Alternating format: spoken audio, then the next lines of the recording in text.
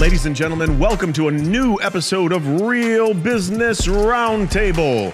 Shout out to Powdered Toast Man and shout out to today's non-sponsor, Craft Ginger Beer by Reed's. Rich millionaire, hey! Rich! Today we're going to critique TikTok advice. A lot of people are getting advice from TikTok because you're doom scrolling and you come up with, I'm going to come into your business and I'm going to do this and that and I'm going to help you make $5 million in 2 hours. We're going to critique those things. And I'm going to go on TikTok right now. Be really careful of the folks that say use the acronym DFY, done for you. It will initially activate your lazy genetic code. Everyone has it. People have an element of laziness. Yeah, DFY. Done for you, right? You need to peel back that motherfucking onion and get on the phone with whatever vendor that is and clarify what do they mean by DFY. Because I have been solicited and advertised to cue the stuttering kid. You want. All right, I'm going to try to say that again. I have been served ads by companies that target business owners, which I am, and they try to say, hey, DFY, we'll do the work of a whole group of people, and we'll get this section that you need done, all done for you. Now, it is your responsibility when you get on the phone with these business gurus that give out advice and guidance, right? Some of them have business offerings. Peel back the onion. Peel back every sliver of onion.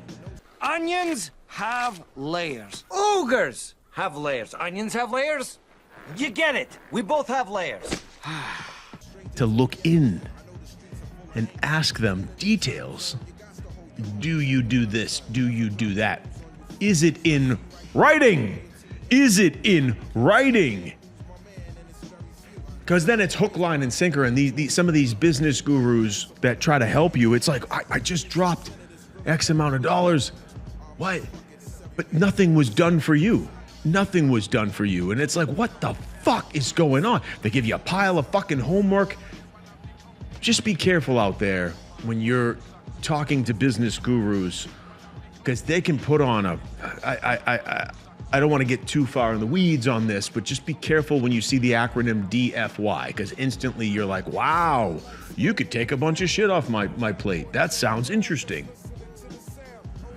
Now, what are some... So we're going to start off. All I did was I typed in business advice. All right, let's start with this. Robert Herjavec. Robert Herjavec. From Shark Tank. Do these 3 things when starting a business. Number 1, be an expert at too many things. Your business has a core, it's got a heartbeat. Focus on that and become the best you can at that one thing. Now, I agree with that because, and this brings me back to, I'm going to say it again and I'm going to always fucking say it, hiring people to replace what you do. He's saying, don't be an expert at everything. Don't. Delegate. Find someone who is. Mm-hmm. Remember, the only place general knowledge gets rewarded is on Jeopardy, not in business. Number 2, run out of cash. Cash is king, because when you run out, who's doing his clips? Always make sure you have enough to fight another day. Business is a war of attrition. Never run out of ammunition. Oh, exactly. I like that. Yeah, Business man. That was good. Shout out to Herjavec. That was very, very, very smart. And that's true. That's very true. Is running out of cash it's game over. Now, when this all comes down to margins, how you're pricing yourself, silos of cash flow, that making sure you're on top of your cash flow, cash in, cash out, all that stuff. Very important. Obviously, people know that you need cash to Revenue run. is the blood. Yes. It is the blood. It is the heartbeat. You need to constantly bring in revenue. Number 3, give up equity before you have some traction and some level of sales. Obviously, if you need the money to start, this doesn't apply. But even then, even a little bit of sales proves the concept and get you a higher valuation. Always sell the dream, but investors will pay you more for tangible proof. Never do. That's it. Okay, what do you think about that? This doesn't apply, but even then, even a little bit of give up equity before you have some traction and some level of sales. That's interesting. And now you want to, so Giving up equity that quick if you have. well, also remember that's what he It does. depends on how much money someone gets. Yeah, that's what he does though. So it's Yeah, like I'm not yeah. surprised. He's gonna say that. Obviously, that's the point of content, right? You give all this value, you give all this educational stuff, and then at the end you say give up equity in your company before whatever. That's a good point, right? For investors, and there's good investors out there who will invest in your business before you have too much traction. That'll give you some cash, that gives you some ammunition, so that you're able to completely scale the business. And some of these investors actually have some insight and connections to help you grow your business, help you connect with the right vendors, help you connect with the right resellers, whatever it may be. So he has a point there, right? He's going to say that. I would say if you're going to give up equity to an investor, you have to make sure that you are prepared and whatever that investor is giving you will deliver the results that you forecasted. Don't give up equity, a ton of equity for very small dollars that you are limited to what you can do. Don't limit yourself. Yeah. Like you can't get to a big level with in certain industries with a certain amount of cash. So that cash needs to represent growth.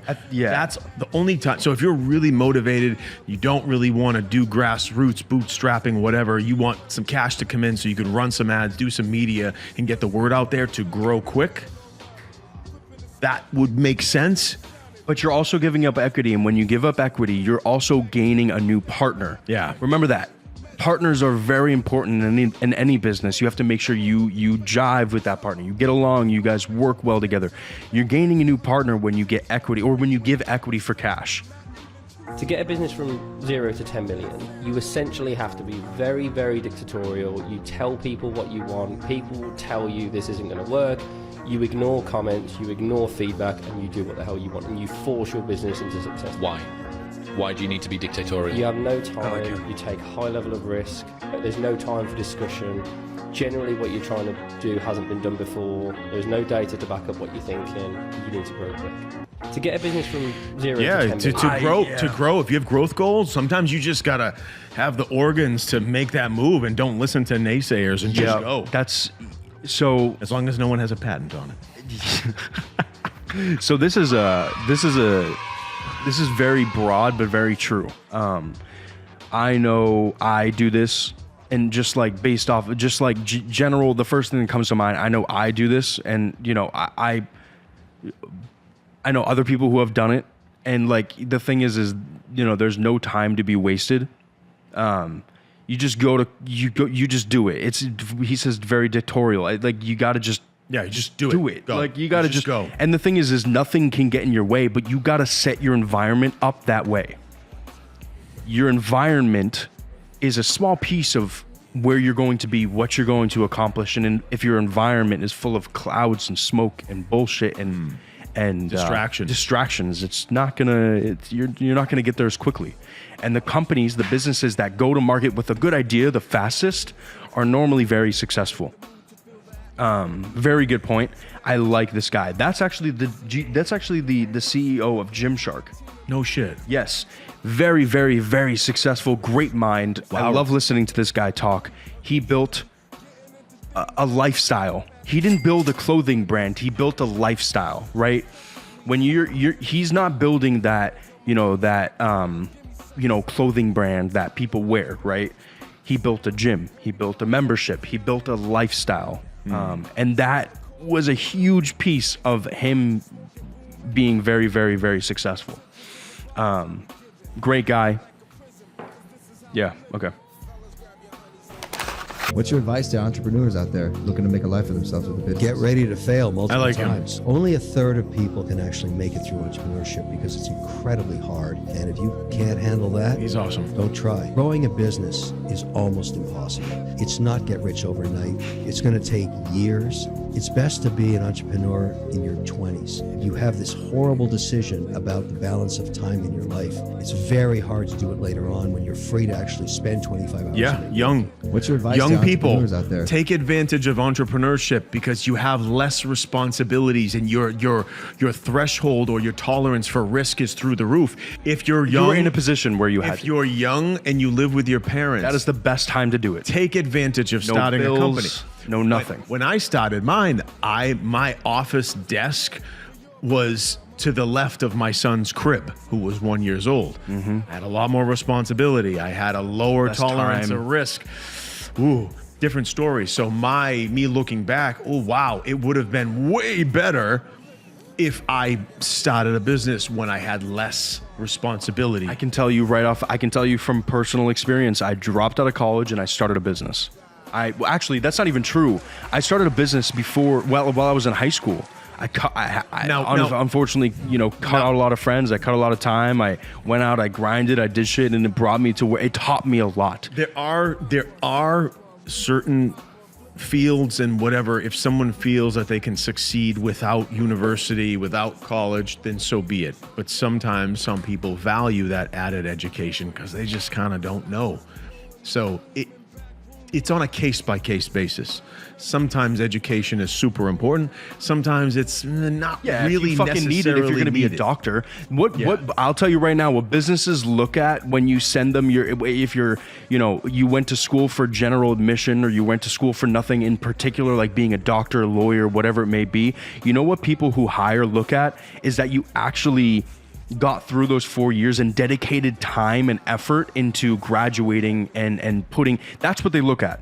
Yeah, it's not the grades. It's not the other bullshit. Yeah, of course, like if you had fucking shitty grades and you were a super senior and all that stuff, that matters. But if you had decent grades and you committed and you did it and you dedicated the 4 years to go and get that shit done, that's what's important. That's what people look at. It's about real life, real world experience. So I'm on the other side of the spectrum where I studied business management for 4 years, got a degree, but the big but is I went right into management consulting, where I met with business owners every day and talked to them about their challenges, their successes, what are their goals. And I started to learn about real world business. When you meet 2 to 4 business owners a day, you start to learn some stuff.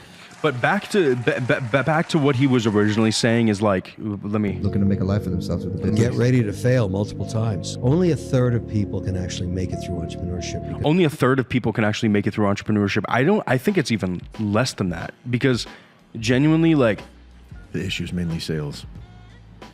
But people also don't know how to fucking sell. Well, they'll sales, make something. No, dude. They'll make something and then they can't sell. It's sales, but I've seen it a million times. It's also fucking stress, bro. Being able to deal with But if they had the sales, they could grow. It's sales. It's like people will build something. They'll build a website or they'll build an app. They'll build an app. I know a guy that built an app. He spent $300,000 on an app. No subscribers, no one's downloading it because he can't face the fact that he's gonna need to sell. Now, apps, how do you sell? Through influencers, through content, through ads. He's afraid to invest that, so that's the lack of sales. Sales is 100%, but also just like being able to accept when a business has failed. And like people can't go through I mean, dude, it's like just the stress of building a business, the hours. And for the record, that app guy is not a client. I just want to make sure everyone knows. It was a conversation that I had. It's incredibly hard. I do business with doing $1 million days, $100 million a year. So. Oh man, I don't know about him. I don't mind his content. I don't either. But I'm like, he's real. He says those things that are making me like, what's going on? Yeah, no. Listen, Luke Belmar. I know he does well. I know that. I don't know anything about him personally. I respect a lot of the things he says. He says a lot of things, and things he said. Okay, I'm gonna take back what I was saying, because he does give out tips and insights that are very good. Yes. But there are certain things, and he may even laugh at this. Like, there are certain things that he says that gets those clicks and gets the engagements, which I get. I understand it. No judgment. I mean, you know, a little bit of judgment, but like nothing against it. Nothing against it. Like nothing against it, because obviously that's how you're building your business, right? I love the hustle, right? But sometimes there are things where it's like, it makes you like think just a little bit. It's thought provoking, which is good, right? That's what he wants. So good for him. You got to cue CC Music Factory, things that make you go,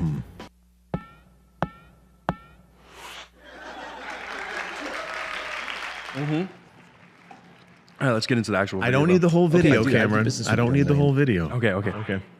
Days, 100 million a year in drop shipping. I do business with doing $1 million days, 100 million a year in drop shipping. Okay, so as when it comes to drop shipping, just for the kids and people who are learning about this stuff now, watching it, brand scaling and all this stuff, marketing, that's literally what it is. But when it comes to drop shipping, Amazon is drop shipping, right? You can be very successful in building a business around drop shipping. 100 million a year in drop shipping, probably. But how much did it take to? How much did you spend to get to that point, right? What was the cost? You know, this customer acquisition costs. What were the advertising costs? What was the ad spend that took you to 100 million?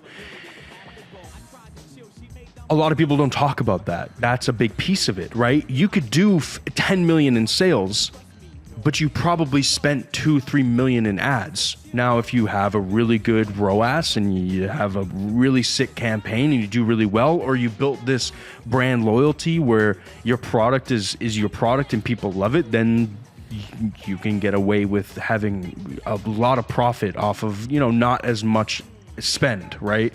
But that's a huge thing with drop shipping. You can't just put up a product on Amazon and expect it to fly off the shelves.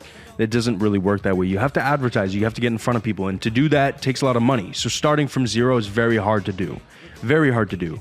So let's just see what he's got to say. I do business with doing $1 million days, 100 million a year in drop shipping, like raw general store drop shipping. These Asians, they ain't treating this shit like a hustle. They're bosses. They run this like a business. Corporation. Like a corporation. That's why they're schooling you. That's why your shit ain't working, because these guys are taking your ads. These guys are taking your products. They have better supply chains. They have better price cogs. Like they're schooling you on every department because you're treating it like a side hustle. That's another big thing. Is like there's a lot, like when it comes to stuff like that, you got to get the products that you're selling. You want return customers. You don't want to just sell to, you know, your niche group and then they never buy again. You want that customer service. When it comes to drop shipping, it's not just about, oh, I found this product, it might do well, let me throw it on TikTok, let me throw it on Amazon, let me create a splash page or a landing page or whatever and sell it on Shopify. There's a lot more that goes into it. And like what he just said, you know what I'm seeing as a corporation. You know what I'm seeing also happening when he's mentioning overseas is that the new trend, which is causing waves, is that now overseas companies are not knocking you off.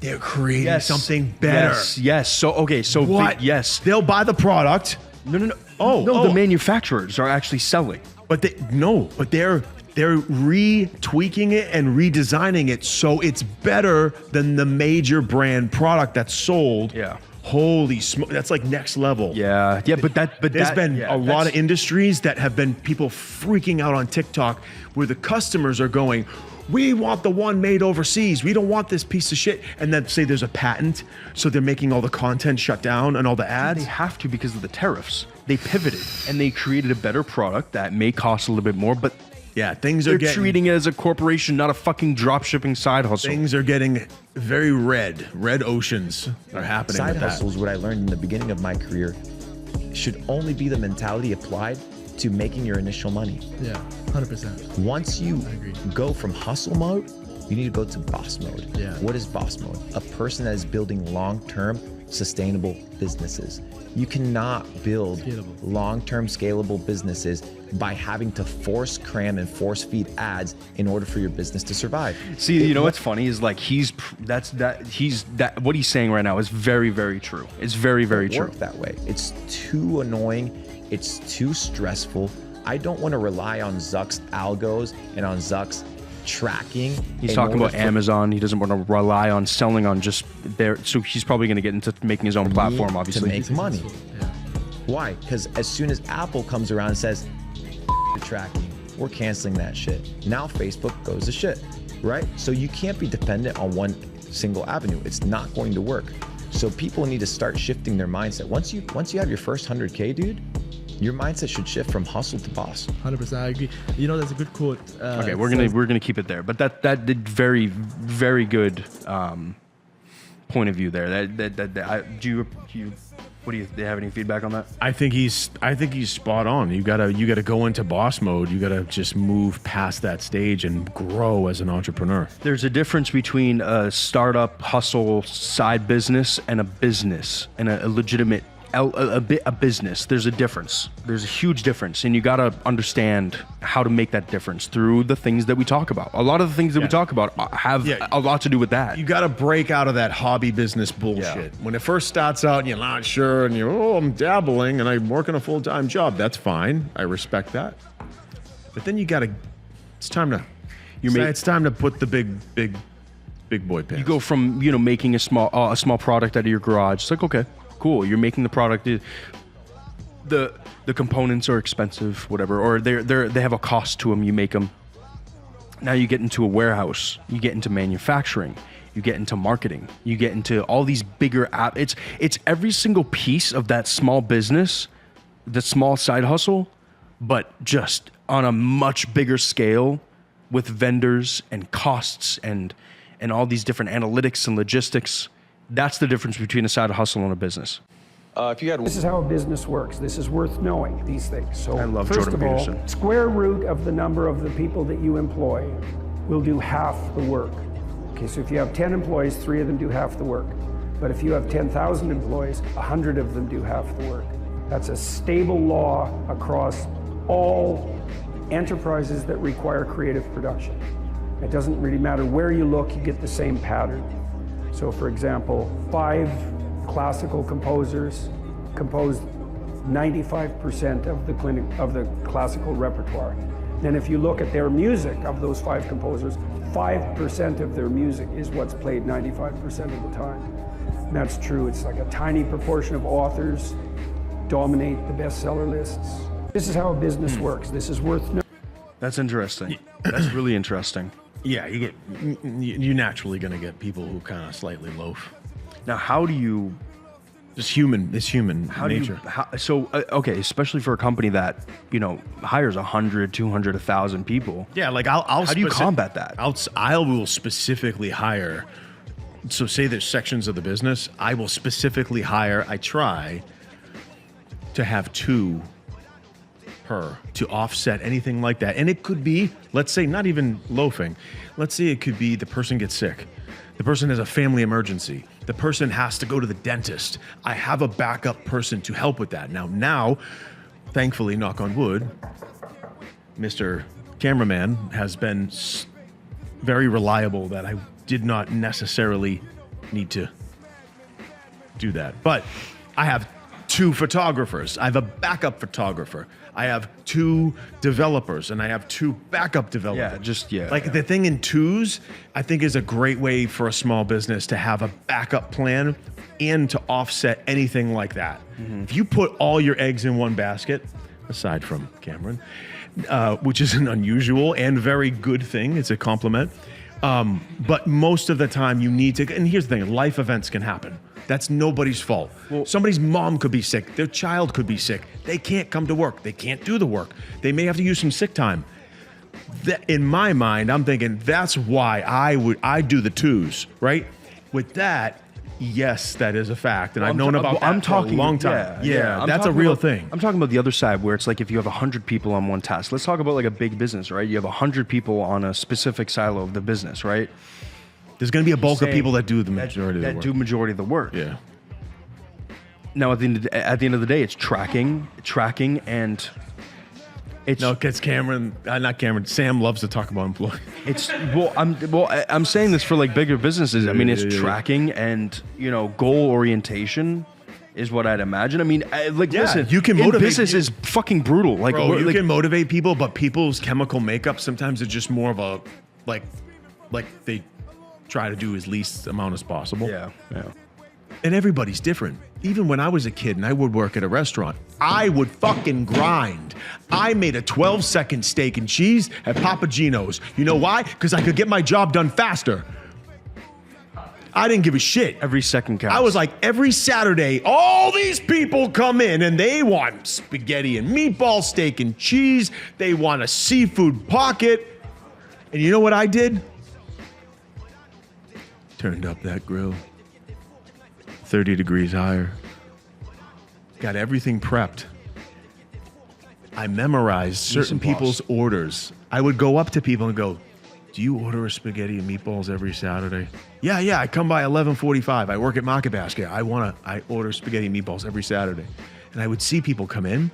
I would know, and I was like Rain Man. I was just fucking, I was at that grill, and I was a kid. This wasn't yesterday. So I was like in the zone. I'm like, seafood pocket, steak and cheese, extra bacon, spaghetti and meatballs, 4 extra meatballs, hide it under the pasta. And I had that Saturday rush on lock.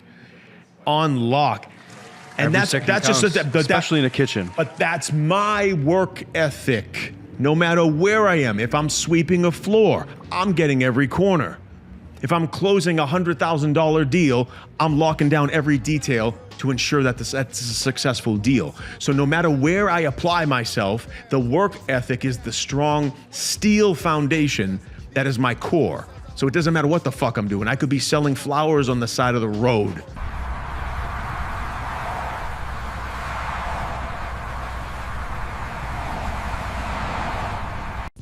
One piece of advice for young entrepreneurs, what would that be? So many people are scared to fail. It's stupid. Like, go for it. Like, you just gotta go. If you sit there wondering, like, is this gonna work? Should I do this? Like, what's gonna happen if it doesn't work? Like, keep asking what ifs. You're never gonna get anywhere in life. You just gotta go for it. I'll throw one more on there. You gotta get great people around you. Like, one of my best skill sets is attracting, like, the right people to, like, learn from, grow from, work together. So to me, it's like, you know, my entire strategy is, like, I'm gonna outwork everybody. I'm gonna have some pretty good common sense. And I'm just gonna go for it with great people around me. And I think if you do those few things, I think your odds are pretty good. You gotta outwork everybody, and I hate to say it, and I respect if people, I get it if you wanna punch out and you wanna just shut off, but the advice for entrepreneurs out there is if you punch out at Friday at 5, the only thing you're punching out is your paycheck. Yeah, you know, that's the fact. That's the type. You better have, and if you do punch out, you better have somebody on your team that's business, constantly thinking about going to the next level, and that's where a team comes into play. I'm not trying to put anybody down because I understand family time is family time, but there's a balance, and you better have somebody on your team that's constantly go. Because me personally, it's a Saturday. And I'm on my calendar looking at prospects like, ooh, maybe I should call them Monday. Like I'm always thinking, I'm always on how to do better. Yeah, I'm the same way. You know, the thing is when you like get that, when you, how am I wording this? I don't want to say mindset, but when you get in that mindset, the entrepreneurial mindset, it becomes a fucking addiction. It becomes like this thing this obsession that you just need to go and go and go, and you kind of need that in order to go, right? You know, we're starting a business. We already have a couple sales ready to go through. We have a website being built. We have this, we have that. We're still working on finalizing the product, but there's like this obsession piece, like, okay, next thing. Once it's set up and ready to go, hire people, sell. Improve. It's just a constant obsession, this constant flow of mind. You need that in order to grow, but then if something fails, you gotta accept it and you gotta move on, because that next opportunity is going to show itself. It's just a matter of time. The great words from Tony Robbins, who I respect and love very much. He inspired me as a young, aspiring business person. Tony Robbins said, constantly improve. Never stay stagnant, because stagnant, there is no life. There is no flow. Always improve, even if it's small improvements. Improve. Some people may get bigger strides on improvement. Whatever pace that you can try to go, always work towards improvement. Constantly improve. Shout out to Tony Robbins. Thank you so much for joining us today on Real Business Roundtable. Hope you enjoyed today's episode. It was pretty long, but there's it's cool. Some good stuff in there. See you next time. Peace out.